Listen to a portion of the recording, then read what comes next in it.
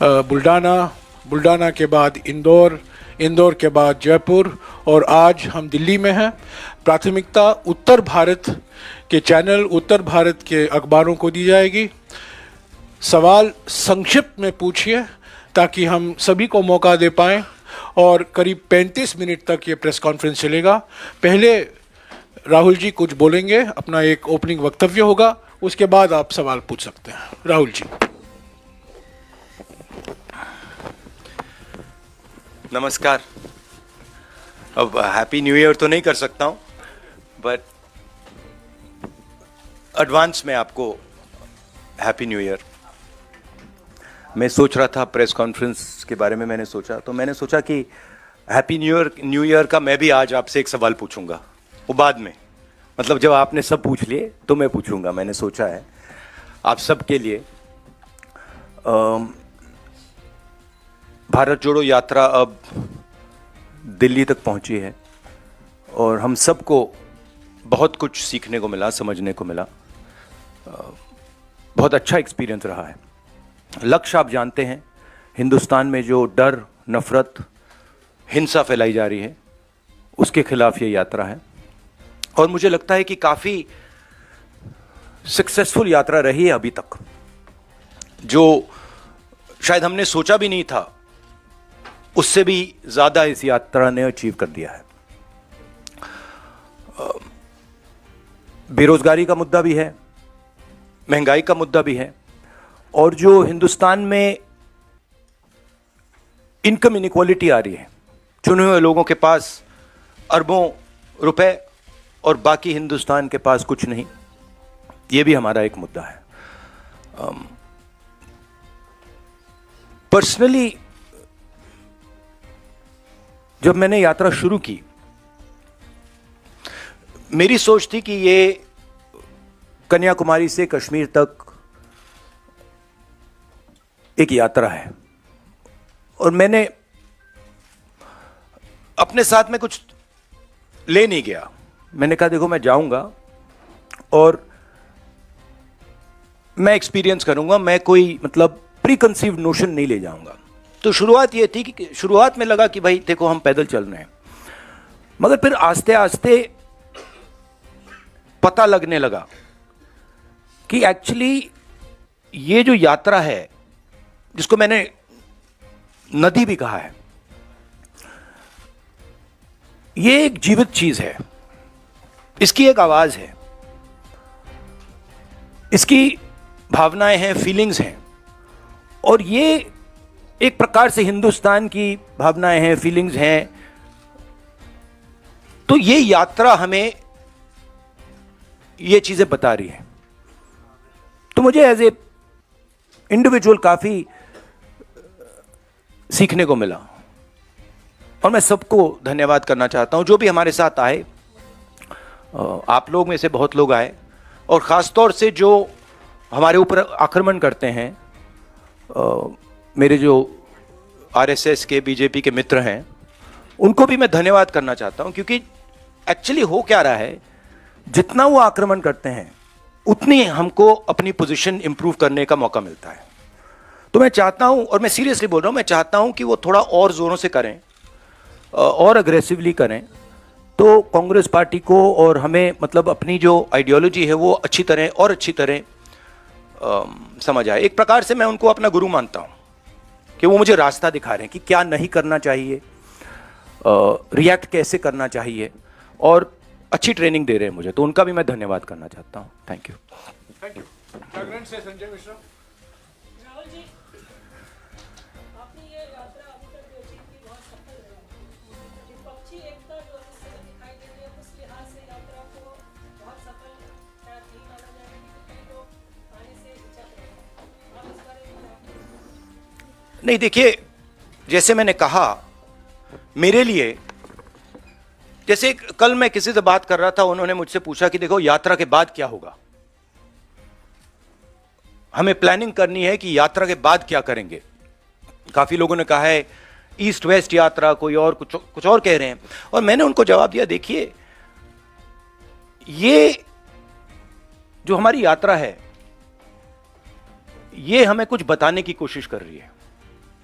ये हमें कुछ बोल रही है, और अगर हम उसको सुने बिना कुछ और काम करना शुरू कर दें कि भैया देखो यात्रा के बाद क्या होगा, तो एक प्रकार से ये जो हिंदुस्तान की आवाज है उसका अपमान है। तो मैं वो नहीं करना चाहता हूं। रही बात विपक्ष की, मैं जानता हूं कि विपक्ष के नेता सारे के सारे हमारे साथ खड़े हैं, और वो मतलब वो क्लियरली हमें मालूम है। बट आज के हिंदुस्तान में कंपल्शंस भी होते हैं, पॉलिटिकल कंपल्शंस होते हैं, दूसरे कंपल्शंस होते हैं। तो मैं उस पर कमेंट नहीं करना चाहता हूं कि क्यों आ रहे हैं, क्यों नहीं आ रहा है, कौन आ रहा है, कौन नहीं आ रहा। बस मैं ये कहना चाहता हूं कि भारत जोड़ो यात्रा के दरवाजे जो भी भारत को जोड़ना चाहता है उसके लिए खुले हैं, किसी को हम रोकने वाले नहीं हैं। दूसरी बात, विचारधारा में सिमिलैरिटीज होती हैं। देखिए, नफरत और हिंसा और मोहब्बत में सिमिलैरिटी नहीं होती है, डायमेट्रिकली ऑपोजिट चीजें हैं। मगर बहुत सारे लोग हैं, और उसमें से अखिलेश जी हैं, मायावती जी हैं, बहुत सारे लोग हैं जो मोहब्बत का हिंदुस्तान चाहते हैं, मैं जानता हूं, नफरत का हिंदुस्तान नहीं चाहते हैं। तो रिश्ता तो है उनके साथ, आइडियोलॉजिकल रिश्ता और भारत जोड़ने का और नफरत को मिटाने का रिश्ता है। आज तक से सुप्रिया,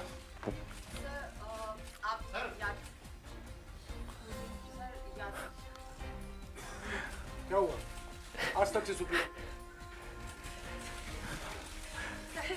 आप यात्रा लेके चले हैं and it's a success, but सरकार के फेलियर्स कितने नजर आए कि बहुत सारे लोगों ने आपसे आके बातचीत की, चाहे युवा हो, बेरोजगारी का मुद्दा हो, आर्म फोर्सेस के जो लोग आए थे, चाइना के मुद्दे पे बात करी, महंगाई का, महिलाएं आ रही बात कर रहे हैं।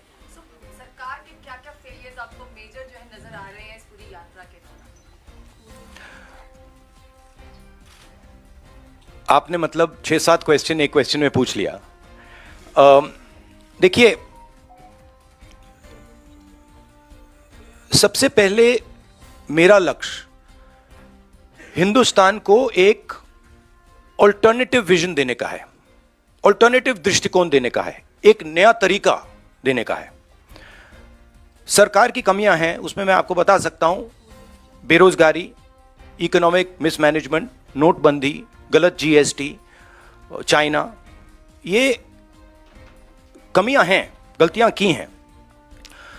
मगर मेरी अप्रोच यात्रा के साथ यह है कि हम हिंदुस्तान को एक सोचने का, जीने का नया तरीका देने की कोशिश कर रहे हैं।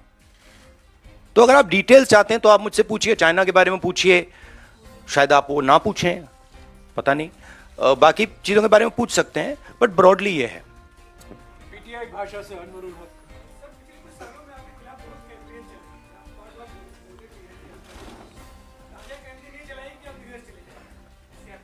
हाँ, पता नहीं ये मतलब ये कहाँ है, ये मतलब दिल्ली में तो है ना हम, ये कहीं और बैठे हैं? ये भैया एआईसीसी ऑफिस है नहीं है? एआई अभी है ना? अच्छा, हाँ, तो मुझे पता नहीं, मतलब मुझे तो लग रहा है भैया, पता नहीं मेरी दूसरी रियलिटी हो, आपकी दूसरी रियलिटी हो, मगर मुझे तो ये न्यू दिल्ली दिख रहा है। और कुछ एक, हाँ, नहीं, वो तो बहुत कैंपेन चलाते हैं, उनके पास पैसे की कोई कमी नहीं है, कैंपेन ही कैंपेन चलाते रहते हैं।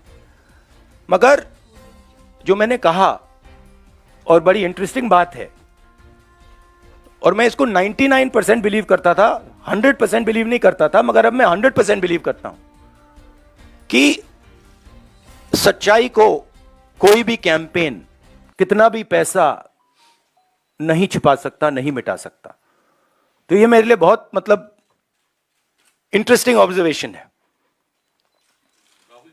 टीवी 18 से रवि सिसोदिया, और जैसे मैंने कहा, अभी कितने लगाए होंगे, 5-6 हजार करोड़ लगा दिए होंगे, थोड़े और लगाइए,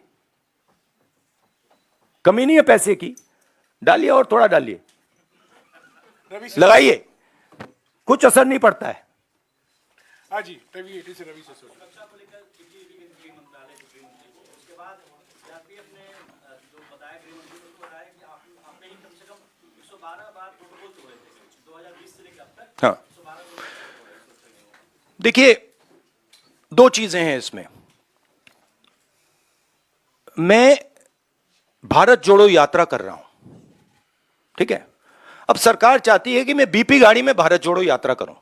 कहते हैं आपका प्रोटोकॉल है कि आप हमें तंग मत करो, आप बुलेट प्रूफ गाड़ी में बैठ के कन्याकुमारी से कश्मीर तक चलो। अब यह मेरे लिए तो एक्सेप्टेबल नहीं है। अब यात्रा में आप मुझे समझाइए, भारत जोड़ो यात्रा में मैं बीपी गाड़ी में कैसे बैठूं? अच्छा, जब उनके नेता, उनके सीनियर नेता बीपी गाड़ी से बाहर आ जाते हैं तो फिर कोई चिट्ठी नहीं जाती। उनके नेताओं ने रोड शो किए हैं, खुली जीप में गए हैं, उनके ही प्रोटोकॉल के खिलाफ है ये। वो मुझे लिख रहे हैं कि भैया आप बीपी गाड़ी से निकल गए। तो उनके लिए प्रोटोकॉल अलग, मेरे लिए प्रोटोकॉल अलग। और सारे सीआरपीएफ के लोग जानते हैं, सीनियर्स जानते हैं कि मेरी सिक्योरिटी के लिए क्या करना है। और हमारी सिक्योरिटी बीपी गाड़ी में, मतलब मैं कैसे चलूं आप बता दो मुझे। चला ही नहीं जा सकता है, भारत जोड़ो यात्रा में पैदल जाना है। तो ये तो मतलब पता नहीं है, शायद केस बना रहे हैं कि राहुल गांधी मतलब अपनी सिक्योरिटी तोड़ता रहता है, केस बना रहे हैं। ठीक है, बनाइए। दैनिक भास्कर से अनिरुद्ध।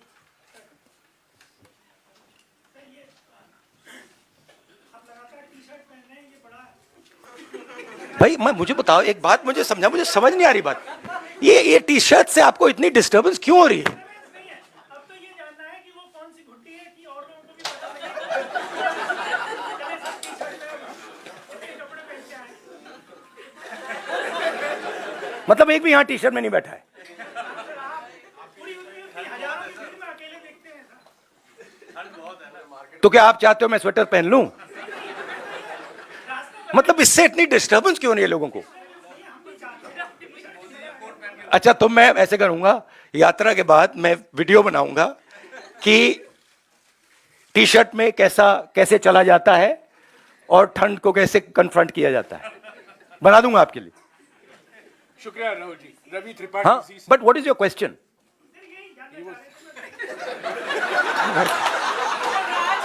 मैं क्या बताऊं भाई?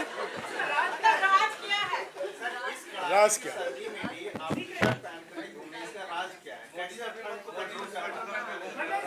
खास डाइट लेनी पड़ती है, कोई खास गुरुजी, कोई औषधि खा रहे हैं।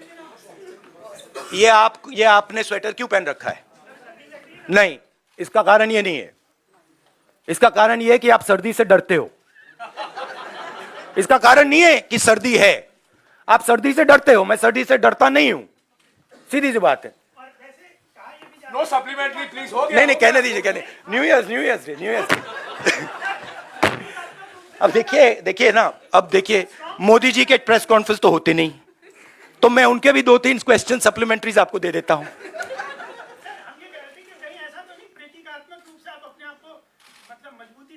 नहीं, एक्चुअली मैं आपको सीरियसली बताऊं, मुझे ठंडी नहीं लग रही अभी तक। और मैं पता नहीं, मुझे लग नहीं रही है।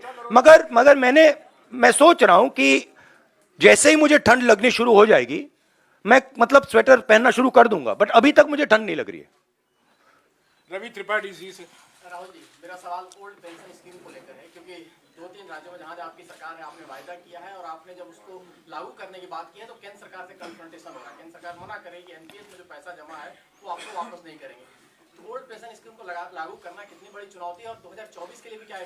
नहीं, हमारा जो स्ट्रक्चर है, जो सिस्टम है, उसमें हमारे जो स्टेट्स हैं वो इंडिविजुअल डिसीजंस लेते हैं, हम उनको इंडिपेंडेंस देते हैं।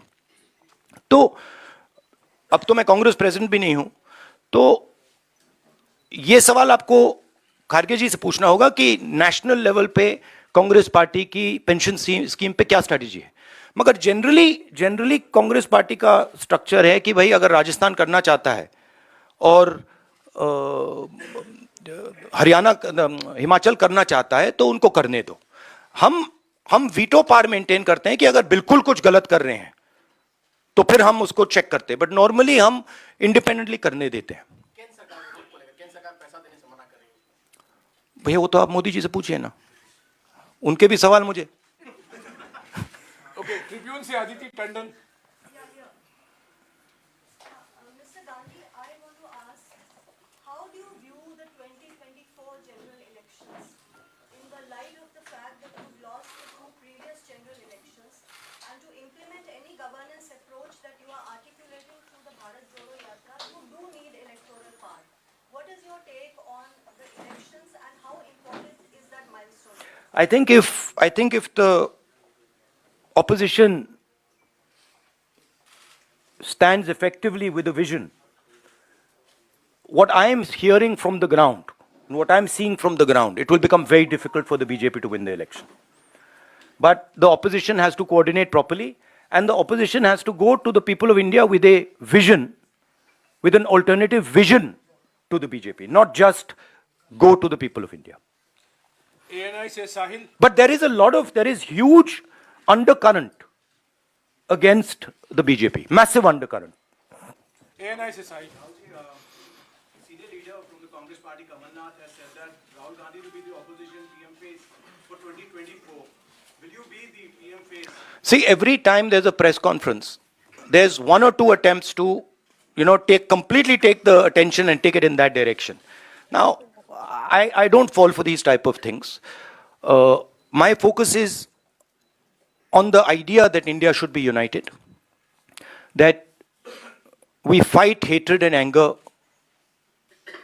with affection, love and harmony, and we are providing an alternative vision of this country. So I think that's what I would like to focus on. These questions, of course, you have to keep saying them, because this is the nature of media. So I'm going to let you keep doing that, and you can enjoy yourself doing it, and I'll also have a little fun while you do it. Navbharat times से Rajesh Mittal. Navbharat times से राजेश मित्तल। नमस्ते राहुल। नमस्कार। इस यात्रा ने आपको देश के बारे में समझ जो है वो बढ़ाई है। इस समझ के आधार पर अगर आप आज देश के प्रधानमंत्री बन जाएं, तो 5 बातें आप क्या करेंगे सबसे पहले? नहीं, सबसे पहले ये हाइपोथेटिकल क्वेश्चन है, तो मैं इसका जवाब प्रधानमंत्री के बेसिस पे नहीं दूंगा, मगर मैं ये जरूर कह सकता हूं कि जो हमारा शिक्षा का सिस्टम है,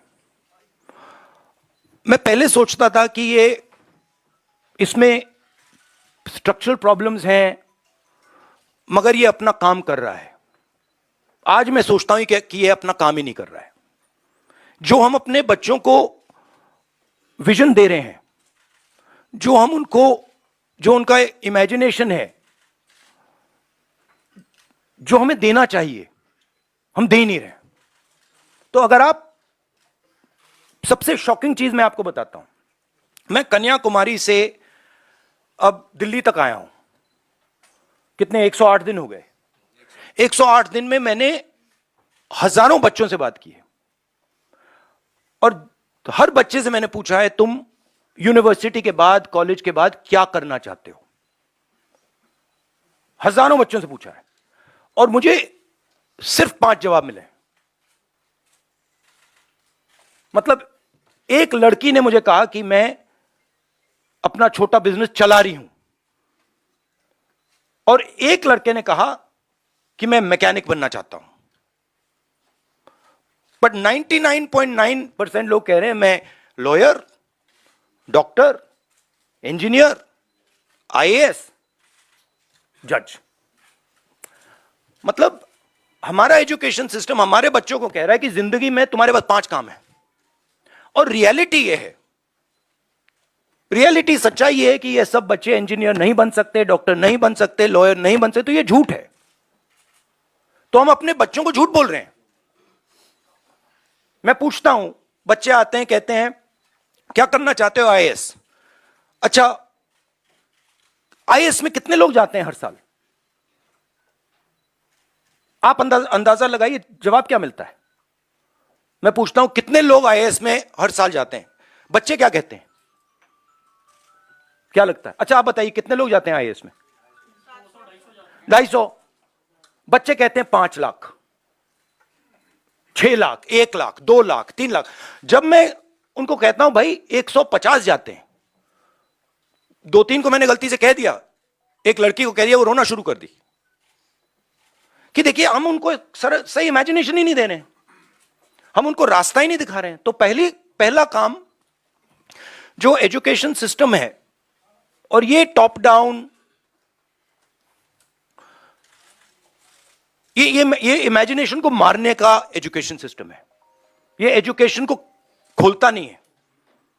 तो सबसे बड़ा काम, और ये शायद 2-3-4 साल में नहीं होगा, मगर डायरेक्शन ये होना चाहिए। और जो न्यू एजुकेशन पॉलिसी वो तो बिल्कुल दूसरे डायरेक्शन में जा रही है। तो पहली ये बात है। दूसरी बात, ये खुले तरीके से बोल दूं तो ये रेंट सीकिंग नेशन है, इसे प्रोडक्शन नेशन बनना चाहिए। फर्क है। ये जो देश है, जो प्रोड्यूसर है, जो प्रोडक्शन करता है, जिसके पास स्किल है, चाहे वो किसान हो, चाहे वो मैकेनिक हो, चाहे वो बढ़ई हो, मोची हो, नाई हो, जो भी हो, जिसके पास स्किल है, सबसे पहले उसकी मदद नहीं करते हैं। तो दूसरी बात, उसकी स्किल को डिस्ट्रॉय करने की कोशिश करते हैं, और उसको मतलब जो उसकी स्ट्रेंथ है उसको मार मार के उससे निकाल देते हैं। और बिना स्किल के रिस्पेक्ट किए यह देश कभी अपने युवाओं को रोजगार नहीं दे सकता है। सिंपल बात है। तो दूसरी चीज यह है। तीसरी चीज है कि, और ये मैं थोड़ा जो बॉर्डर पे हो रहा है उसके बारे में कहना चाहता हूं। जो देश में हिंसा है, नफरत है, केओस है, इसका असर, इसका इफेक्ट दूसरे देश देखते हैं और उसका फायदा उठाते हैं। हमारी जो कंफ्यूज्ड फॉरेन पॉलिसी है, जो एक प्रकार से event based non strategic foreign policy है, उससे हिंदुस्तान को जबरदस्त नुकसान हो रहा है और बहुत भारी चोट लगेगी। और मैं इसको दोहराता जाता हूं मगर कोई सुनता नहीं है। जैसे मैं कोविड के समय दोहरा रहा था कि भाई प्रॉब्लम आ रही है, कोई सुनता नहीं है। तो ये भी बहुत जरूरी चीज है। बट मेन ये कुछ नहीं हो सकता अगर एक हिंदुस्तानी दूसरे हिंदुस्तानी से नफरत करता है, एक आदमी दूसरे को मारने की कोशिश कर रहा है, ये कुछ नहीं हो सकता।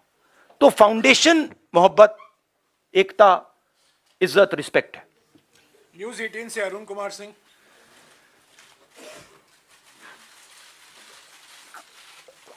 अलाउड।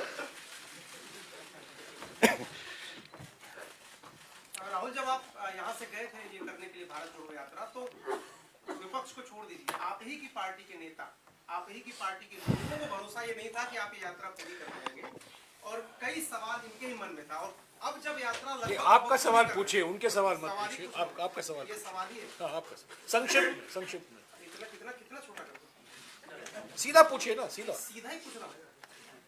तो उसमें क्या है कि अब जब आप यात्रा कर चुके, तो कई लोग ये कहते हैं कि वो राहुल नहीं है, ये बदलने वाले राहुल है, इतनी आसानी से इनको नहीं समझा सकते। अब कुछ चेंज आप अपने आप में ही देख रहे हैं, समझने में, लोगों से बातचीत करने के बाद, कि अब फैसले लेने या बात करने का अंदाज आपका एकदम अलग है, जुदा हो गया है, कुछ अंतर है? देखिए, अंतर तो इस प्रेस कॉन्फ्रेंस के बाद भी आएगा। अंतर तो व्यक्ति में कंटिन्यूअस होता है, नॉन स्टॉप होता है, तो वो तो है। बट जो मेरी फाउंडेशन है, जो नींव है, उसमें मुझे कोई चेंज नहीं दिखा। उसमें वो फाउंडेशन मेरी वही है। जरूर मैं मतलब बहुत कुछ सीखा हूं और हर रोज सीखता हूं, और सिर्फ यात्रा से नहीं, हर इंटरैक्शन में से मैं सीखने की कोशिश करता हूं। तो एवोल्यूशन तो होता रहता है, मगर जो फाउंडिंग प्रिंसिपल्स हैं कि वो उसमें इतनी चेंज नहीं है। वो मैं ये कह सकता हूं, वो और भी स्ट्रांग हो गए हैं, वो कह सकता हूं, बट उसमें इतनी चेंज नहीं आई है।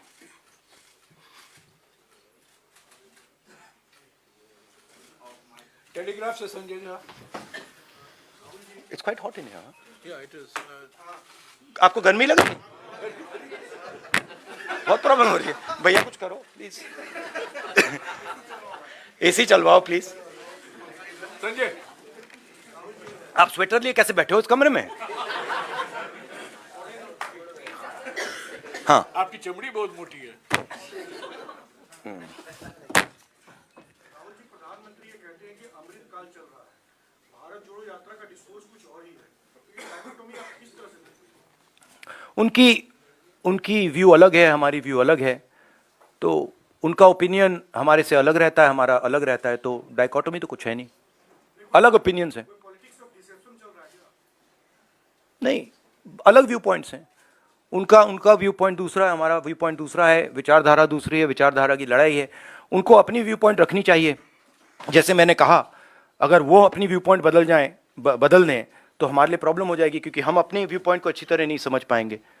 तो वो जो उनको जो लगता है वो करना चाहिए, वो करना चाहिए, और हमें जो करना है हम करेंगे।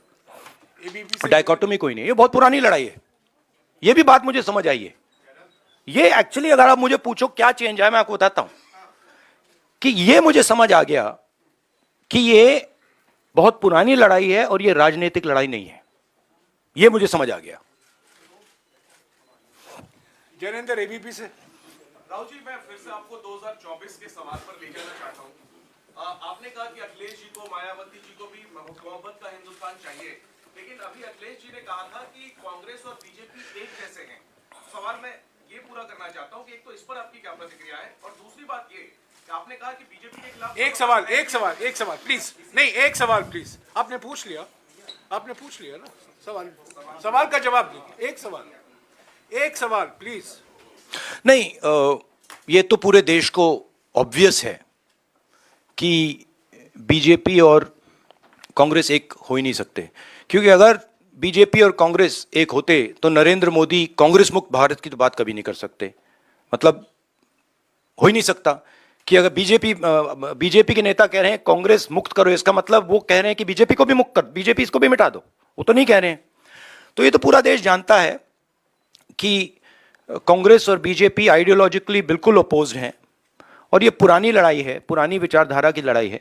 बट अखिलेश जी की भी जगह है, और उनको ये ऑप्शन, मतलब बोलने का ऑप्शन मिलना चाहिए, और उनका पर्सपेक्टिव है वो उनके लिए ठीक है। हमारा पर्सपेक्टिव है कि हमारी लड़ाई बीजेपी के साथ है, विचारधारा की लड़ाई है, पुरानी लड़ाई है, और इसको हम जीतेंगे। इशद Rita Lahiri. No supplementary please. इशद रीता लाहिरी। नहीं, एक बात मैं कहना चाहता हूं। देखिए, एक बात जरूरी है कि ये आइडिया अब ये टैक्टिकल पॉलिटिकल फाइट नहीं रही। मतलब कि उसमें एक ग्रुप वहां आ जाए और एक ग्रुप मिलके बीजेपी को हरा दे। अब वो गाड़ी गई। क्यों? क्योंकि हिंदुस्तान का जो पूरा इंफ्रास्ट्रक्चर है, इंस्टीट्यूशनल फ्रेमवर्क जो है, अब वो एक विचारधारा के हाथ में है। ठीक है?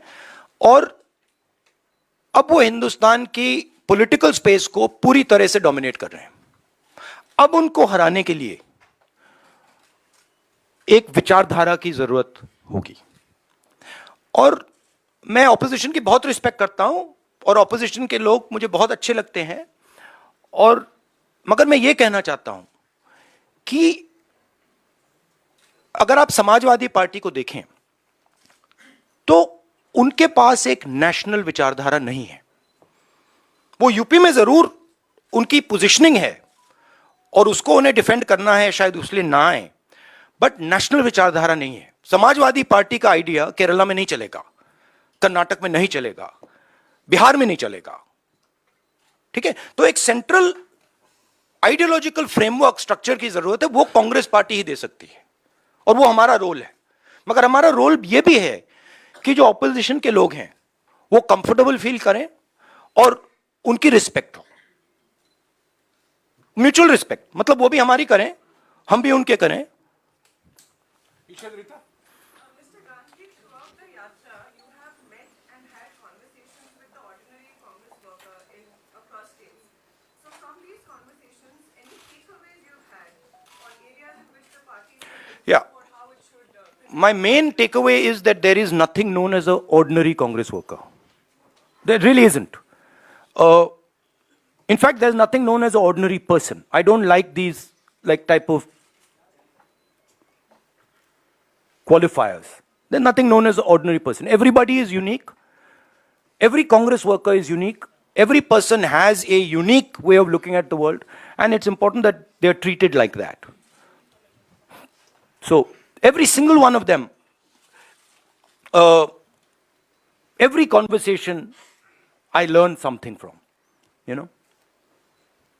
Times now से रंजीता. राहुल, मेरा सवाल इस पर है कि 2024 के चुनाव को लेकर अलग-अलग बातें कही जा रही है. आपकी यात्रा मध्य प्रदेश में भी गई, लेकिन मध्य प्रदेश के एक विधायक है लक्ष्मण सिंह, वो कह रहे हैं कि मध्य प्रदेश में जो यात्रा गई उसका फायदा आने वाले मध्य प्रदेश चुनाव में हमें नहीं होगा, क्योंकि जो इंटरनल सर्वे आया है उसमें विपक्ष में ही मध्य प्रदेश में कांग्रेस दिख रही है. कांग्रेस, मैं आपको एक बात लिख के दे देता हूं अभी, कांग्रेस मध्य प्रदेश के चुनाव को स्वीप करेगी. बीजेपी वहां दिखाई नहीं देगी. मैं आपको गारंटी करके, आप लिख लो और उस समय मुझे बता देना.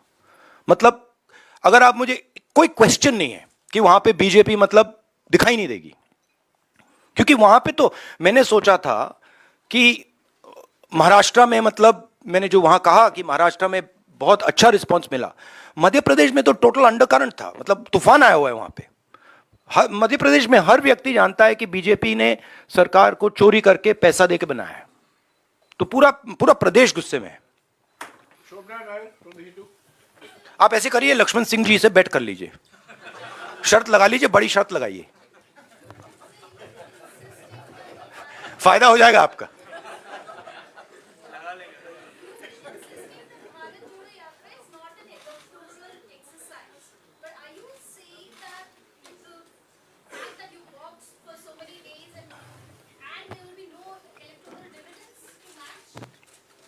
No, I'm not saying that. You're saying that. No, I'm asking. No, I'm not saying that at all. What is your expectation electorally from this? In my mind, as I said earlier, the yatra is a conversation. And I don't think it's fair for me to make any comments before that conversation is over. I can answer such questions the day the flag is hoisted in Srinagar, and the conversation, at least this phase of the conversation is over. I can then probably answer your questions. This type of a question. I don't want to take the yatra, you know, and demean it by making it about something that it's not. Manoj from Indian Express. Just now, you said, really going to the people without a credible alternative vision will not help the opposition. So what is the big idea or a series of ideas that you are putting forward? Because there seems to be a realization that, merely criticizing, even if robust, merely criticizing the government is not enough. So what is the series of ideas that you are putting forward? No, I outlined it right now, right? Number one, making India a production nation, which means that respecting skills and moving the mindset from one of GDP growth to GDP growth plus employment plus production plus exports, etc., etc., etc. That's the first thing. The second thing is, which is very important for the future and is important if you want to build a production nation, is giving our children an imagination. Telling them that, look, if you want to become, I mean, it's a strange question, but why is it that out of lakhs and lakhs of people I've met, thousands and thousands of children I have met, nobody said, I want to be a pilot. Nobody said, I want to be an astronaut. Nobody said, I want to be India's best singer. Why? Because our system is saying to them that these are all dead ends. Right? But if you look at countries that produce, and I gave this example to kids. If you look at company like Honda, company like Toyota, the people who founded these companies were mechanics. But no mechanic in India can ever imagine that he could one day be the head of a 1,000, 2,000, 10,000 crore company. Now, if we want to produce, that has to change. So we have to give him the structures that will allow him to do that will allow his imagination to do that. Right? And then the final thing is, we can see what is going on in the planet. We can see the turmoil that is taking place. And I am absolutely convinced that India has a place, central place in the planet, on the planet. Right? And I don't view it so much as, look how powerful India is. We are powerful. But we were not that powerful 70 years ago, 80 years ago, 90 years ago. But we had a vision. Right? When Mahatma Gandhi, for example, was speaking about the Indian freedom movement, people in the United States, people in the Soviet Union, everywhere were listening to him. Why? Because there is something very powerful called Indian values, Indian philosophies, Indian thinking. And that's actually our strength. And we're destroying it. So when we make one Indian fight with another, when we are not harmonious, when a foreigner comes to India and he feels terrified that something might happen to him, we are attacking our own system. So these are the type of things that would be part of an alternative vision. Also, by the way, I don't see why only 2 or 3 or 4 people should benefit from the wealth of this country. I just don't understand it. Right? So, a sense of equality. There is a place for large business, I absolutely agree, and they have a central role in India in its future. But it cannot be that there are 2 or 3 business people who run this country. It can't, it just cannot be. TV9 से कुमार विक्रांत। राहुल जी, आपकी भारत जोड़ो यात्रा उत्तर प्रदेश जा रही है और वहां पर भारतीय जनता पार्टी के सांसद वरुण गांधी वही भाषा बोल रहे हैं जो भाषा आप बोल रहे हैं, जो भाजपा के नेता नहीं बोलते हैं। क्या वरुण गांधी के लिए कांग्रेस पार्टी में जगह है? क्या वरुण गांधी को आप चाहेंगे वो भारत जोड़ो?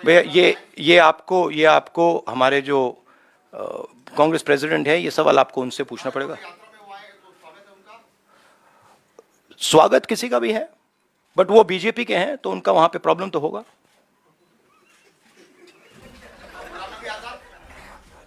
अब वो आप उनसे पूछिए, पहले पता नहीं, मुझे ही कंफ्यूजन हो गई है।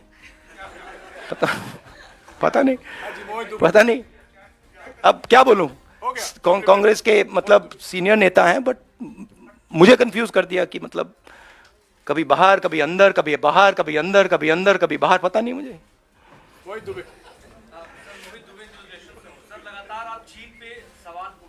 आपने पूछ लिया आज।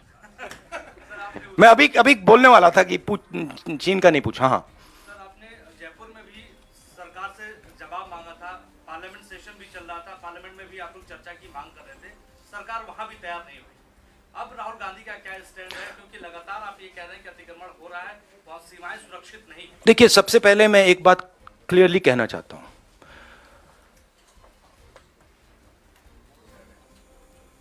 मैं शहीद परिवार का हूं।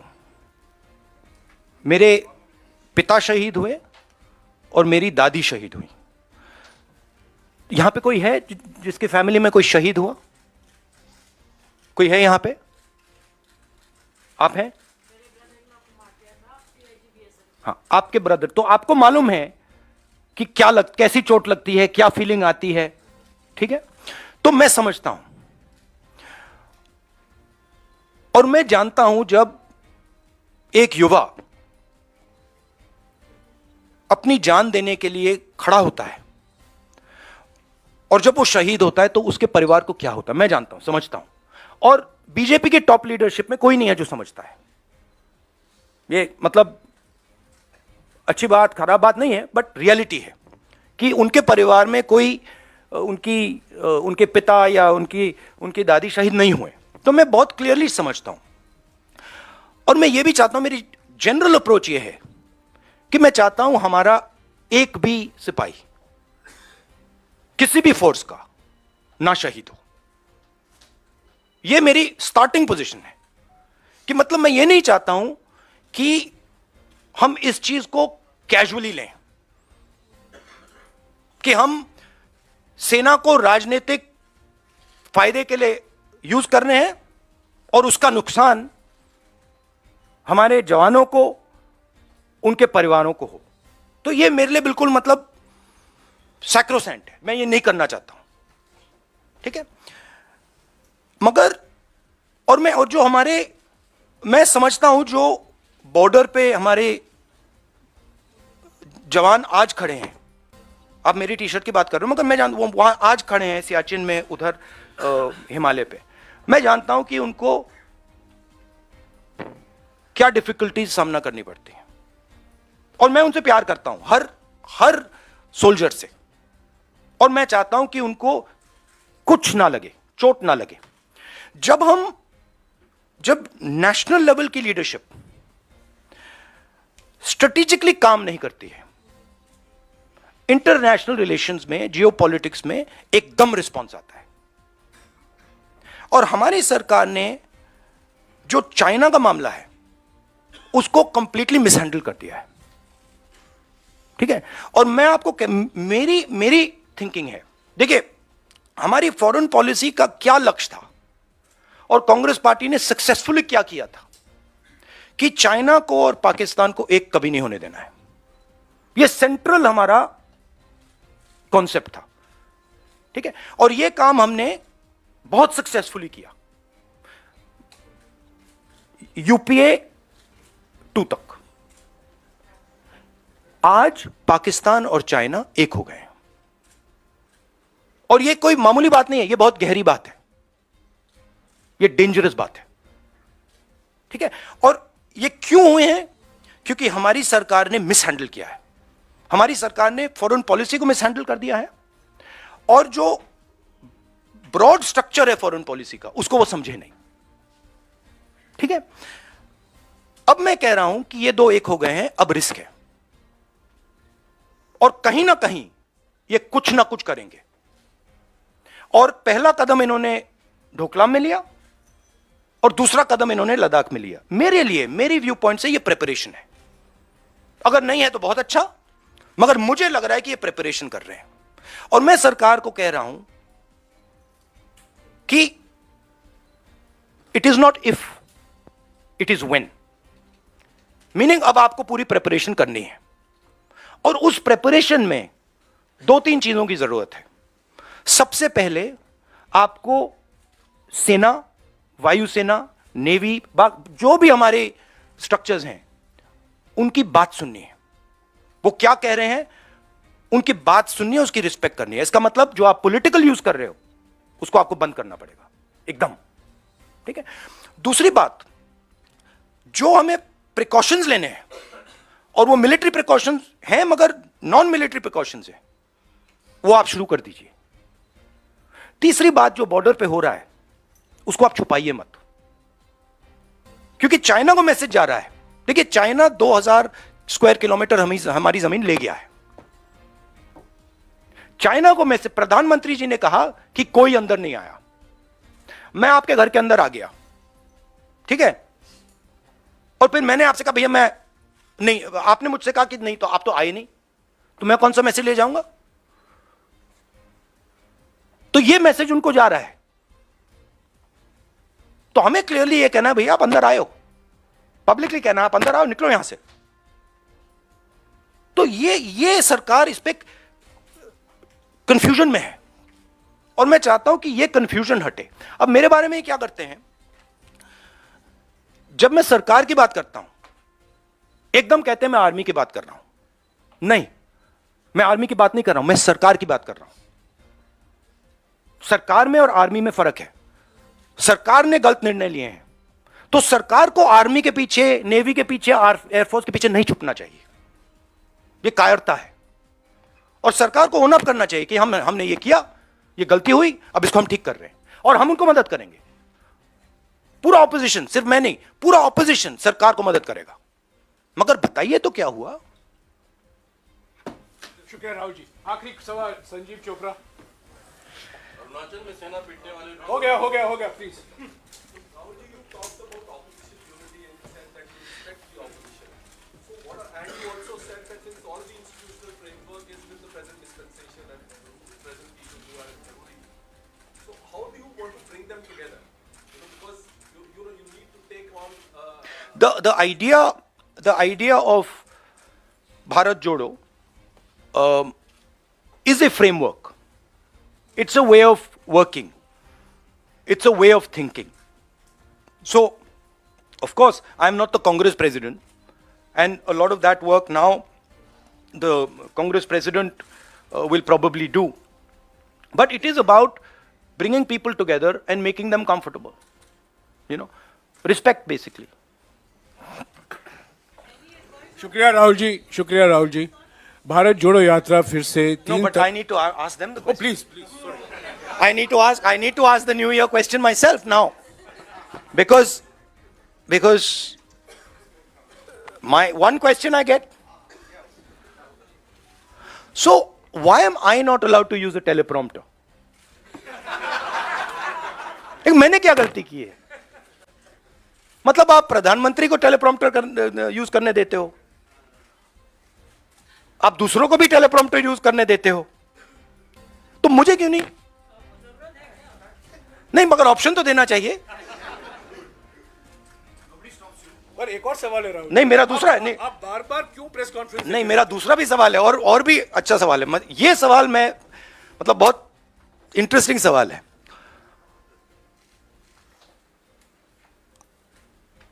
आपने वो अदानी जी को वो ऑप्शन दे दिया जो आपने प्रधानमंत्री को भी नहीं दिया, कुर्सी बदलने का. तो मतलब ये हो क्या रहा है? अदानी जी को टेलीप्रॉम्प्टर, कुर्सी बदलने का ऑप्शन, प्रधानमंत्री को टेलीप्रॉम्प्टर का ऑप्शन, और हमें कुछ नहीं. मतलब हमने क्या गलती कर दी? Thank you.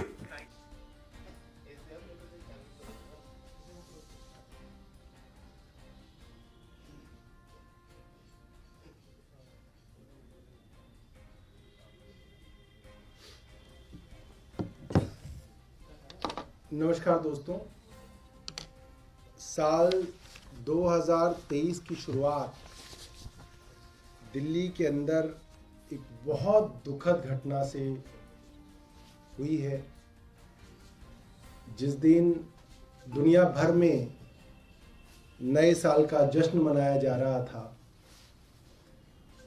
और एक सामान्य प्रोटोकॉल है कि नए साल के जश्न के दिन आधी रात और उसके बाद तक सड़कों पे लोग मौजूद होते हैं. जगह जगह पुलिस की बैरिकेडिंग लगना एक सामान्य प्रोटोकॉल है. जगह जगह पे चेक पोस्ट पे लोगों की शिनाख्त करना, कोई ड्रिंक एंड ड्राइविंग कर रहा है, शराब पी के गाड़ी चला रहा है, कोई भी इस तरीके की सस्पिशियस एक्टिविटी हो रही है, ये पुलिस का एक बहुत ही साधारण प्रोटोकॉल है कि वो 31 दिसंबर की रात को होता है. ऐसी रात को दिल्ली पुलिस को रात को करीब 3:22 पे, जो कि ये दिल्ली पुलिस का खुद का रिकॉर्ड है, एक दुकानदार जो हलवाई का काम करता है वो फोन करके बताता है कि साहब एक बोलेरो गाड़ी ग्रे कलर की जा रही है, जिसके अंदर नग्न अवस्था के अंदर एक लड़की फंसी हुई है और वो गाड़ी 20 से 30 की स्पीड पे चल रही है. इसको आप देखें, 3:23 की बात है रात की, और वो आदमी उस गाड़ी का पीछा खुद करता है. 22 बार पुलिस को फोन करता है, 22 बार, और पुलिस उस गाड़ी को नहीं पकड़ पाती है. वो आदमी लगातार उस गाड़ी का पीछा कर रहा है, वो गाड़ी वहीं उस इलाके में घूम रही है, आगे जाती है, यू टर्न लेके फिर आती है, फिर आगे से फिर यू टर्न लेके फिर आती है. पुलिस उनको रंगे हाथों नहीं पकड़ पाती. 4:11 पर जब कॉल आती है कि साहब एक जगह लाश पड़ी है, एक लड़की की नग्न अवस्था में है, तो पुलिस उस लाश को बरामद करने पहुंचती है. क्या ये दिल्ली पुलिस और दिल्ली पुलिस के सरगना विनय सक्सेना जी, जो हमारे उपराज्यपाल भी हैं दुर्भाग्यवश, उनके ऊपर एक बड़ा सवालिया निशान नहीं लगाता। हादसे हो सकते हैं, मैं ये नहीं कह रहा कि हादसा पुलिस ने करवाया होगा, मगर ऐसे हादसे के बाद पुलिस का क्या रवैया रहा, क्या लीपापोती की गई, उसका एक नंगा उदाहरण ये पूरा का पूरा मामला है। मुझे लगता है कि इससे घटिया और इससे गिरी हुई हरकत कोई पुलिस वाला नहीं कर सकता। कि जो आरोपियों का बयान है, जो आरोपी अपने बचाव में कह रहे हैं, वो पक्ष दिल्ली पुलिस के डीसीपी हरिंदर कुमार पुलिस का वर्जन बता के दे रहे हैं। मैं जानना चाहता हूं, आप सब तो पत्रकार हैं, बड़े बड़े आईएएस और आईपीएस तो शायद गाड़ियां नहीं चलाते हैं, ड्राइवर है उनके पास। आप सब तो गाड़ियां चलाते हैं, मैं भी गाड़ियां चलाता हूं। एक छोटा सा पॉलिथिन फंस जाए आपकी गाड़ी में, गाड़ी खर खर खर खर खर खर करती है। 2 मिनट में जब तक गाड़ी रोकोगे नहीं, आपको इरिटेशन होती कि गाड़ी में क्या फंस गया। एक लाश फंसी हुई है, 12 किलोमीटर तक वो लाश घसीटते हुए ले जा रहे हैं, और पुलिस के डीसीपी साहब क्या कह रहे हैं कि गाड़ी का म्यूजिक इतना तेज था कि गाड़ी के अंदर जो 5 आरोपी बैठे थे उन बेचारों को पता ही नहीं चला। गाड़ी का म्यूजिक तेज था, इसलिए 12 किलोमीटर तक वो रैली निकाल रहे थे 20 किलोमीटर की स्पीड पे, इलाके में यू टर्न मार रहे थे, उनको पता नहीं चला। और जब गाड़ी से निकल गई तब उन्हें पता चला। और डीसीपी हरिंदर सिंह यहां नहीं रुके, वो और गिर गए। और कहां तक गिरे आप नापिएगा उनकी गिरावट। वो धमकी दे रहे हैं पत्रकारों को, धमकी दे रहे हैं कि अगर किसी ने कहा कि इसके अंदर बलात्कार का शक है तो पुलिस उनके ऊपर कार्रवाई करेगी। मुझे लगता है शर्म आनी चाहिए। मैं कह रहा हूं इसकी जांच होनी चाहिए। हो सकता है इस बच्ची के साथ बलात्कार हुआ हो सकता है इसके साथ बलात्कार की कोशिश हुई हो। है दम हरिंदर सिंह के अंदर तो करे मुझे गिरफ्तार। मैं भी देखना चाहता हूं कितना दूध पिलाया इसकी मां ने। यह बदतमीजी हो गई पुलिस की कि अब पत्रकारों को धमका के कहा जा रहा है। ट्वीट डिलीट कराए गए पत्रकारों के कि तुमने कैसे कह दिया कि इस लड़की का रेप हुआ हो। मैं कह रहा हूं हो सकता है इस बच्ची का रेप हुआ हो सकता है इसके साथ रेप की कोशिश हुई हो। कैसे कपड़े उतर गए उस सारी बच्ची के, उसकी बदन पे एक कपड़ा नहीं था। उसकी जो रिब्स है, जो उसकी क्या कहते हैं रिब्स को हिंदी में, क्या बोलते हैं, पसलियां तक सड़क पर घिस घिस कर उखड़ गई थी। उसकी पूरी पसलियां भी नहीं है। उस बच्ची के शरीर पे नीचे के हिस्से पे मांस नहीं बचा। पसलियां भी घिस घिस के जो है सड़क पर टूट टूट के गिर गई हैं। और ये कह रहे हैं कि किसी को पता ही नहीं चला। बहुत शर्म की बात है। और एलजी साहब नाव में घूम रहे हैं। कल एलजी साहब नाव में घूम रहे थे। शर्म आनी चाहिए। आप कह रहे हैं कि मेरा शर्म शर से घुट गया।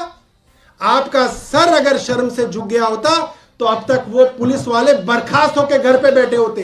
अब तक डीसीपी को क्यों बर्खास्त नहीं किया गया? एसएचओ को क्यों बर्खास्त नहीं किया गया? अरे आप रात को रेन बसेरे में जाते हैं, आपको कंबल नहीं मिलते, आप सीओ को बर्खास्त कर देते हैं, अगले दिन अखबार में खबर छपवाते हैं। इतनी बड़ी हत्या हो गई, पूरा शहर शर्म से शर्मसार हो गया और आप कह रहे हैं मेरा सर शर्म से झुक गया। अरे आप एक्शन लीजिए। और मैं एक बात और कहना चाहता हूं, ये जो सड़कों पे बच्चियां निकलती हैं काम करने के लिए, ये कौन बच्चियां हैं? जब अंकिता भंडारी के साथ बलात्कार की कोशिश हुई और उसकी हत्या की भाजपा के दरिंदों ने, तो मैंने ये बात अपने पत्रकारों को कही थी कि भाइयों ये हमारे आपके घरों की बच्चियां हैं जो काम करने निकलती हैं, जो परिवार का पेट पालने के लिए निकलती हैं, जो अपना करियर बनाने के लिए सड़कों पर निकलती हैं। ये कोई बड़े बड़े नेताओं की बच्चियां नहीं जाती। ना बड़े बड़े आईपीएस और आईएएस की बच्चियां जाती हैं, ये हमारे आपकी बहनें जाती हैं। और अगर हमारे आपकी बहनों और बच्चियों के साथ ये हरकत होने लगेगी, जैसे अंकिता भंडारी को कहा गया एक्स्ट्रा सर्विस देनी पड़ेगी नेताजी को, और एक्स्ट्रा सर्विस देने के लिए मना किया तो उसकी हत्या कर दी गई। ये हमारी बेटी भी हो सकती थी। मेरे को तो रात को नींद नहीं आई ये सोच सोच के कि ये हमारी बेटी भी हो सकती थी। मैं 12:30 तक रात को ट्वीट करता रहा इसको देख के। मैं सुबह सुबह फिर उठ गया कि मैं जानना चाहता था कि क्या हुआ भाई इसके साथ। और देखिए एलजी साहब कह रहे हैं कि मेरा सर जो है शर्म से झुक गया। मुझे लगता है एलजी साहब को बर्खास्त करना चाहिए। मैं केंद्र सरकार से यह डिमांड करता हूं कि एलजी विनय सक्सेना जी को तुरंत बर्खास्त करना चाहिए। कैसे कैसे लोगों के हाथ में हमने पूरी की पूरी व्यवस्था दे दी। इनको कोई दिल्ली का कोई आइडिया नहीं, ये दिल्ली में कभी रहे नहीं, इनको दिल्ली के बारे में कुछ पता नहीं। इनको मैं अगर छोड़ दूं सुल्तानपुरी में तो इनको यह नहीं पता कि किस दिशा में नजफगढ़ है। ये तो ये भी नहीं जानते कि ईस्ट जाना है या वेस्ट जाना है। और ऐसे ही कमिश्नर है, कमिश्नर ला के थोप दिए जाते हैं दिल्ली के ऊपर। क्या दिल्ली का पुलिस कैडर इतना निकम्मा है, इतना नालायक है कि पहले आप गुजरात कैडर से अफसर ले आए, अब आप किसी दूसरे तमिलनाडु कैडर से अफसर ले आए। बहुत शर्म की बात है। पूरी की पूरी केंद्र सरकार दिल्ली को बर्बाद करने के अंदर लगी हुई है। मैं आपको अब वो खुलासा करूंगा जो भारतीय जनता पार्टी की दिल्ली पुलिस ने अब तक नहीं किया। ये वो सुल्तानपुरी का स्टेशन है, पुलिस स्टेशन, जिसके अंदर आरोपी मनोज मित्तल बंद है। और अब तक दिल्ली पुलिस और एलजी साहब की नींद नहीं खुली। उन्होंने यह नहीं बताया कि इस केस के अंदर लीपापोती क्यों की जा रही है, उस बच्ची को इंसाफ क्यों नहीं मिल रहा। क्योंकि इस पुलिस स्टेशन के बाहर जिस दरिंदे का होर्डिंग लगा हुआ है, आप देख सकते हैं, उसके ऊपर लिखा हुआ है मनोज मित्तल, जो कि आरोपी नंबर 5 है और इसी थाने के अंदर बंद है। और दिल्ली पुलिस के किसी अफसर ने और एलजी विनय सक्सेना ने आज तक ये बताने की हिम्मत नहीं की कि यह आदमी भारतीय जनता पार्टी का अध्यक्ष है, इनके मंडल का सह संयोजक है, और इसके होर्डिंग उसी पुलिस थाने के बाहर लगे हुए हैं जहां पे वो आदमी, वो दरिंदा, वो खूनी, वो बंद है। ये है उसका होर्डिंग और ये है उसका उस दैत्य का चेहरा। देखिए अब तक इस केस में लीपापोती क्यों की जा रही है? क्योंकि एलजी साहब को मालूम है कि भारतीय जनता पार्टी के कार्यकर्ता और नेता इसके अंदर सम्मिलित हैं। और मैं दावे के साथ कह रहा हूं, आप उन आरोपियों की कॉल डिटेल निकलवाइए और मैं चैलेंज करता हूं विनय सक्सेना जी को कि उनकी कॉल डिटेल रिपोर्ट निकाल के वो पब्लिक करें। अगर है उनके अंदर हिम्मत। वो आरोपी लगातार पुलिस के अफसरों और भारतीय जनता पार्टी के नेताओं के संपर्क में थे और चश्मदीद गवाह पौने घंटे तक उस गाड़ी के पीछे पीछे गाड़ी चलाता रहा। 3 पीसीआर वैन रास्ते में आई, 3 पीसीआर वैन। उन्होंने इशारे से दिखाया कि देखो ये लाश जा रही है। किसी पीसीआर वैन की हिम्मत नहीं हुई कि उस गाड़ी को रोक के उस लाश को बाहर निकाल सके। और मैं ये बात जो कह रहा हूं, ये आरोप जो लगा रहा हूं, उसके सबूत लेके आया हूं, आपको वीडियो दिखाऊंगा और वीडियो में देखिएगा। एक बार लाइट बंद कीजिए और वीडियो चलाइए।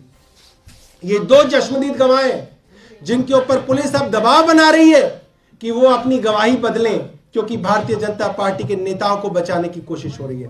भाई ट्यूशन की अभी पता चल जाए कि सौरभ भारद्वाज के ऊपर उसका कोई पड़ोसी कंप्लेंट कर रहा है तो डीसीपी साहब खुद पहुंच जाएंगे गवाही लेने।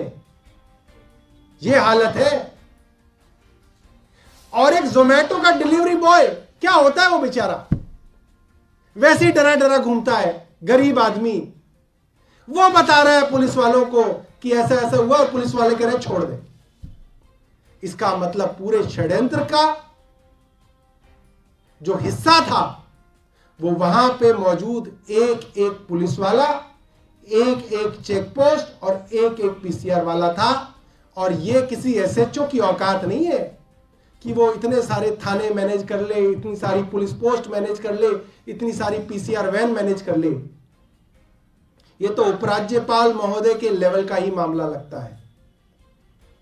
उपराज्यपाल महोदय, शर्म नहीं कीजिए। आपके सर को शर्म से झुकाने में दिल्ली का कोई फायदा नहीं है। आपकी बर्खास्तगी तुरंत होनी चाहिए और यहां के एसएचओ और डीसीपी को हमेशा के लिए पुलिस से निकाल देना चाहिए। ऐसा अफसर कभी भी दिल्ली पुलिस के किसी काम का नहीं। दिल्ली पुलिस क्या, वो इस समाज के भी किसी काम का नहीं। बहुत बहुत धन्यवाद। और कोई आपका प्रश्न है?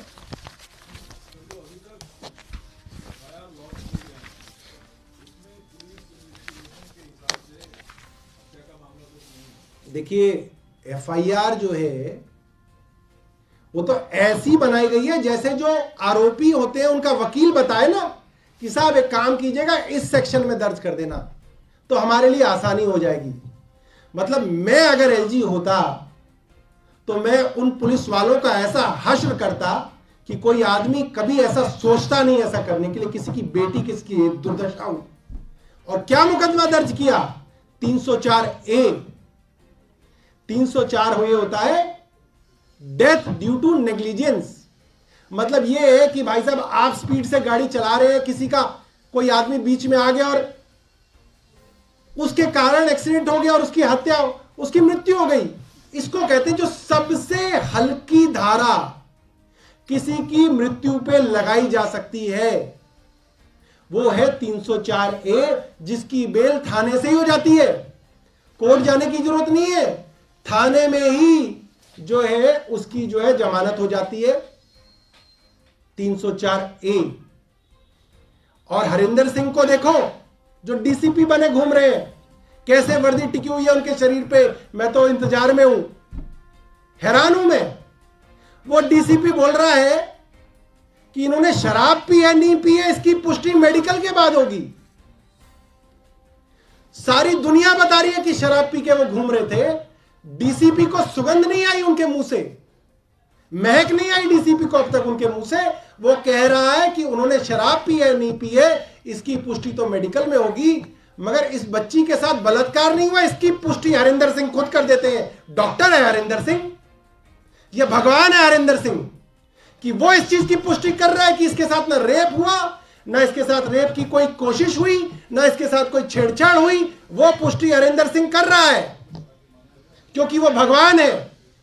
और धमका रहा है पत्रकारों को, ट्वीट डिलीट कराया उसने पत्रकारों के कि कैसे लिख दिया कि तुमने इसके साथ रेप हुआ, मगर उन्होंने शराब पिया नहीं पिया ये हरिंदर सिंह कह रहे हैं। नहीं नहीं नहीं, इसकी पुष्टि तो मेडिकल के बाद होगी।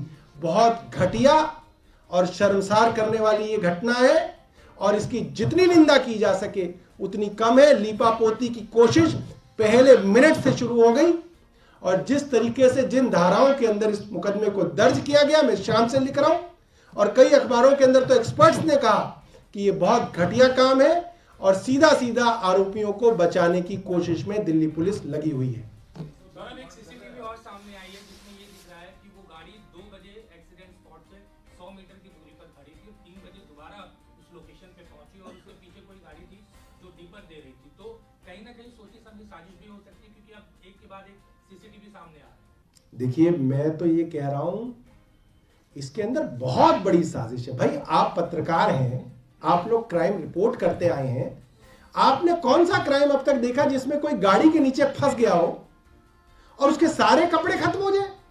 ऐसा कौन सा क्राइम होता है भाई? और गाड़ी के अंदर फंसे हुए और डीसीपी कह रहे नहीं, इनको आवाज नहीं आई क्योंकि इनका म्यूजिक बड़ा ऑन था। कमाल कर दिया। चश्मदीद गवाह बता रहा है 20 की स्पीड पे गाड़ी चल रही थी। कोई गाड़ी हाईवे पे 20 की स्पीड पे चलती है रात को 3 बजे? वो गाड़ी के अंदर उसको ले जाया जा रहा था लाश को ठिकाने लगाने के लिए।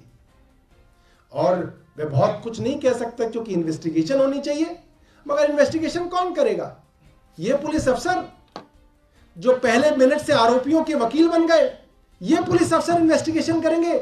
और मैं अपनी बेटी को, अपनी बहन को क्या कह के सड़क पे जाने दूं दिल्ली के कि ये खाकी पहन के जो पुलिस अफसर बैठे हैं और इनके ऊपर ये जो उपराज्यपाल बैठे हैं, इनके हवाले है उनकी सुरक्षा। बहुत शर्मसार करने वाला आज का दिन है और नए साल की शुरुआत इस दुर्घटना से हुई है। मेरे को बहुत इस चीज का जो है दुख है। मैं आप सब लोगों से, जो हमारे रिपोर्टर्स हैं, उनसे ये आपसे रिक्वेस्ट करूंगा कि इस केस की आप हर परत में जाइए। इसके अंदर आप ही लोगों से थोड़ी उम्मीद है कि आप ही कुछ सच निकाल के लेके आएंगे और आप ही जैसे पत्रकारों ने इस तरीके की वीडियोस हमारे लोगों तक पहुंचाई। और वो जो बेचारे मिठाई की दुकान का काम करता है, वो आदमी जो कहता है मैं हलवाई की दुकान है मेरी, मुझे लगता है ऐसे लोगों को तो 26 जनवरी पे वीरता का पुरस्कार दिया जाना चाहिए कि 5 लोगों के पीछे पीछे उसने 1 घंटे तक अपनी गाड़ी लगाए रखी, 22 फोन कॉल उसने पुलिस को करी, एक बच्ची को इंसाफ दिलाने के लिए जिसका उससे कोई लेना देना नहीं था। और जो दूसरा जोमेटो वाला है उसको बुला के पुलिस धमका रही है अभी थाने में। ये हालत है हमारी पुलिस की। देखिए, एलजी से हमारी कोई डिमांड नहीं है, क्योंकि एलजी के संरक्षण के अंदर तो पुलिस इस तरह की चीज हुई है। ये तो एलजी साहब का तो संरक्षण है उनको। हम तो केंद्र से डिमांड करेंगे कि एलजी साहब को बर्खास्त किया जाए। बीजेपी की तरफ से लगातार कोई भी छोटी मोटी घटना दिल्ली में होती बयान आता है, लेकिन अभी तक एक भी बयान नहीं आया। देखिए, बड़ी शर्म की बात है, एक दिल्ली के अंदर एक प्लेयर का मामला हुआ था। यूपी सरकार की तरफ से वो प्लेयर खेलती थी, यूपी की तरफ से रिवॉर्ड दे दिया गया और कह रहे थे दिल्ली ने क्यों नहीं दिया। और मनोज तिवारी राखी बंधवाने गए थे उस खिलाड़ी से, और पूरी बीजेपी उतरी हुई थी ट्विटर पे कि अरे खिलाड़ी का अपमान कर दिया।